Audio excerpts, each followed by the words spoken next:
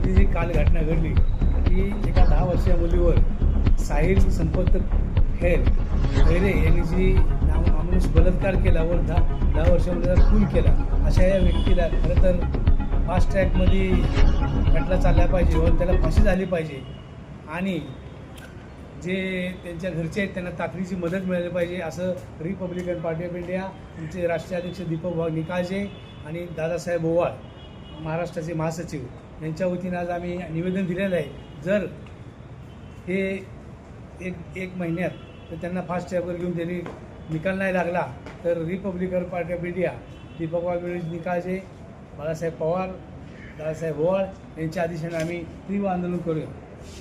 आज पुण्यामध्ये जी काल घटना घडली की एका 10 वर्षीय मुलीवर साहिल संपत खैरे यांनी जी नाममानुष बलात्कार केला व 10 वर्षीय मुलीला खून केला, अशा या व्यक्तीला खरं तर फास्ट ट्रॅकमध्ये खटला चालला पाहिजे व त्याला फाशी झाली पाहिजे आणि जे त्यांच्या घरचे आहेत त्यांना तातडीची मदत मिळाली पाहिजे, असं रिपब्लिकन पार्टी ऑफ इंडिया आमचे राष्ट्रीय अध्यक्ष दीपक भाऊ निकाळजे आणि दादासाहेब ओवाळ महाराष्ट्राचे महासचिव यांच्या वतीनं आज आम्ही निवेदन दिलेलं आहे. जर हे एक महिन्यात तर त्यांना फास्ट ट्रॅकवर घेऊन त्यांनी निकाल नाही लागला तर Republican party of India Deepak भाऊ निकाळजे, बाळासाहेब पवार, दादासाहेब ओवाळ यांच्या आदेशाने आम्ही तीव्र आंदोलन करूया. जय भीम, जय संविधान. मी रिपब्लिकन पार्टी ऑफ इंडिया जिल्हा अध्यक्ष कामगार युनियन रिपब्लिकन पार्टी ऑफ इंडियाचे महाराष्ट्र प्रदेश महासचिव दादासाहेब ओवाळ यांच्या आदेशाने आज आम्ही कलेक्टर साहेबांना पत्र दिलेलं आहे.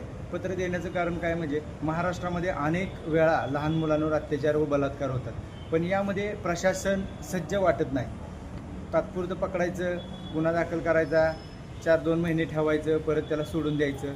ह्या अशा वारंवार घटनेमुळं जे अनेक अत्याचार होत आहेत त्याच्या आळा घालण्यासाठी आमची मागणी आहे की ज्यांनी हा असा बलात्कार केलेला आहे त्या बलात्कारांना कारवाई करून त्याच्यावर जन्मठेप करावी व त्यांना फाशी द्यावी. आणि फाशी अशी न देता फाशी कुठं द्यायची तर चौकात द्यायची आणि नाही अन्यथा एन्काउंटर करून चौकामध्ये गोळ्या घालून त्यांचा खून करावा. म्हणजे येणाऱ्या काळामध्ये जे पुढं अत्याचार करायची ज्याची वृत्ती होईल ते असं त्याच्या डोळ्यासमोर दृश्य दिसल्यानंतर तो फाशी लहान मुलावर अत्याचार करणार नाही. ही खरोखर आमची अशी मागणी आम्ही कलेक्टर साहेबांना पत्र दिलेलं आहे आणि मुख्यमंत्री साहेबांनाही पत्र आम्ही पाठवलेलं आहे.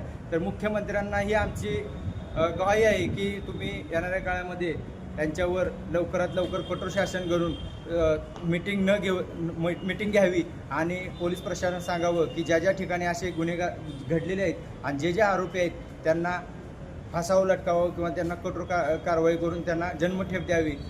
आणि हे जर मुख्यमंत्र्यांनी न केल्यास तर आम्ही मुख्यमंत्र्यांचा प्रतिकात्मक पुतळा मुख्यमंत्र्यांचा आम्ही जिल्हाधिकारी कार्यालय सातारा या ठिकाणी जाळू.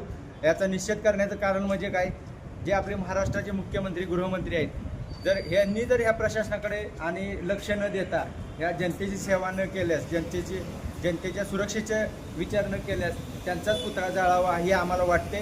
आणि महाराष्ट्राचे प्रदेश महासचिव दादासाहेब ओवाळ यांच्या आदेशाने यांच्या मार्गदर्शनाखाली आम्ही रिपब्लिकन पार्टी ऑफ इंडियाचे सर्व पदाधिकारी सर्व आघाड्या आम्ही या ठिकाणी त्यांचा मुख्यमंत्र्यांचाच पुतळा जाळू आणि ह्या घटनेचा निषेध करू. काल पुणे या ठिकाणी झालेली ही खरोखर लाजिरवाणी गोष्ट आहे. 10 वर्षाच्या मुलीवर आमदारांच्या गावामध्ये अशी घटना होत आहे. म्हणजे आमदारांचंही याकडे लक्ष नाही तरी या घटनेकडं निषेध म्हणून रिपब्लिकन पार्टी ऑफ इंडियाच्या वतीने आम्ही निषेध व्यक्त करतो आणि येणाऱ्या काळामध्ये आम्ही मुख्यमंत्री व जे बलात्कार आहे पुण्यामधला त्याच्या प्रतिकात्मक पुतळे जाळून निषेध व्यक्त करणार. एवढंच निश्चित. जय भीम, जय संविधान. पुणे जिल्ह्यातील जुन्नर तालुक्यात आमदार शरद सोनवणे यांच्या गावातच एक अल्पवयीन मुलीवर अत्याचार करून तिचा गळा दाबण्यात आला आणि आरोपी मुलीच्या नातेवाईकांबरोबर पोलिसांबरोबर फिरत होता. तरी आरोपीने असा बनाव केला की मी नव्हेच. तरी परत नंतर तपासानंतर कळाले आरोपी तोच साहिल संपत खैरे ह्या नावाचा आरोपी तो निष्पन्न झाला. त्या आरोपीला कठोरात कठोर शिक्षा द्यावी आणि त्याच्यावर फास्ट ट्रॅक कोर्टात केस चालवून त्याला लवकरात लवकर फासावर लटकावा आणि त्या असे नाही झाले तर आम्ही येणाऱ्या काळात त्या आरोपीचा